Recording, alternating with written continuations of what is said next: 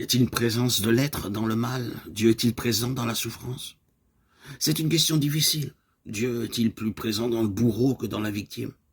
Si on revient à ce qui a été dit jusqu'ici, Dieu est présent partout par le simple fait qu'il y a de l'être, qu'il soit minéral, animal, même angélique. Du moment que quelque chose est, l'être est présent dans son anime et dans sa manifestation.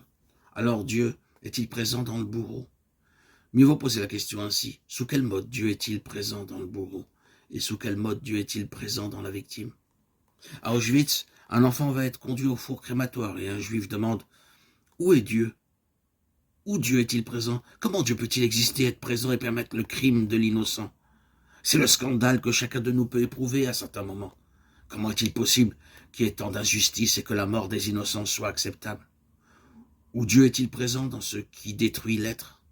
C'est la grande question. Faut-il de l'être pour détruire l'être? L'homme répond à son ami, Dieu est là, et lui montre l'enfant. Le christianisme ne dit pas autre chose. Il n'explique pas la souffrance. Il nous dit simplement que Dieu est présent dans la mort de l'innocent. Le Christ, c'est l'innocent, celui qui veut le bien, qui aime, et cet amour ne récolte que haine et mépris. Pourtant, au cœur de ce mépris, l'amour est présent jusqu'au bout. Ce qui fera dire au Christ, ma vie, on ne me la prend plus, pas, c'est moi qui la donne. Il y a la présence d'un amour plus fort que la mort. Le Christ n'explique pas la souffrance. Il la prend sur lui, il la porte. Mais pas pour s'y complaire. Il ne faudrait surtout pas dire que Dieu est plus présent dans celui qui souffre que dans celui qui tue. Dieu est plus présent dans celui qui souffre et qui en fait un acte de conscience et d'amour. Y a-t-il plus de présence dans l'amour que dans la haine? Dieu est-il vraiment présent dans le bourreau? Il faut oser le dire, puisque le bourreau est, puisqu'il existe, puisque l'existence le fait exister, la présence le présentifie.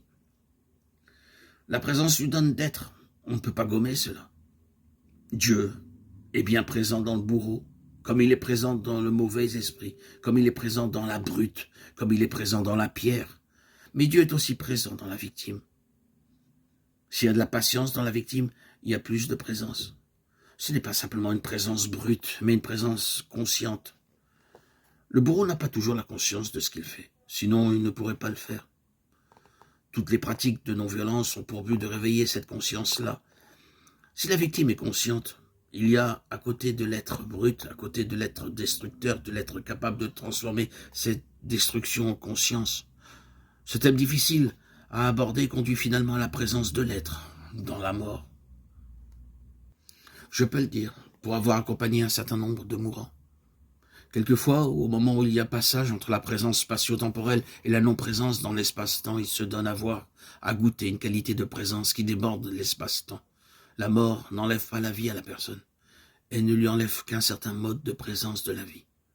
Je pense à Ramana Maharshi, à qui on demandait « Où allez-vous après la mort ?»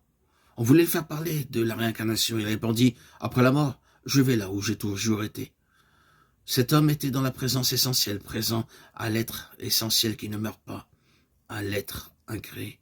Il était bien présent dans la forme matérielle de son corps. Atteint d'un cancer, il avait mal, mais la présence du mal et de la souffrance qui sont liées à l'espace-temps était comme débordée. C'est aussi mon expérience et le commencement de ma vie spirituelle. Une expérience de mort clinique. Tout ce que je peux dire, c'est que lorsque mon corps n'était plus présent, lorsque mon cerveau ne répondait plus présent, l'électroencéphalogramme était plat. Il y avait quelque chose en moi qui était présent. Mais je ne veux pas en parler puisque ce n'est pas de l'espace-temps. Ce dont je peux parler, ce sont toujours des présences spatio-temporelles, la présence de l'intelligence dans mon cerveau, de la vie dans mon corps, de l'amour dans mon cœur.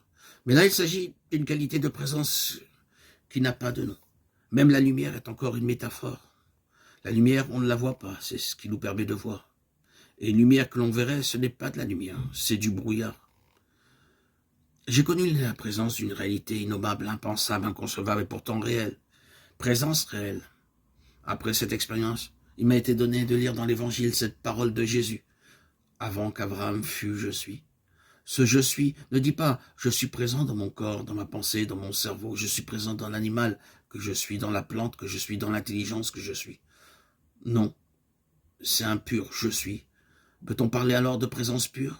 Cette présence du je suis, c'est le tétragramme Yahweh, Yud-Ké Vav-Ké, innommable. L'être peut se rendre présent dans la forme sous différents modes matériels, spirituels, affectifs.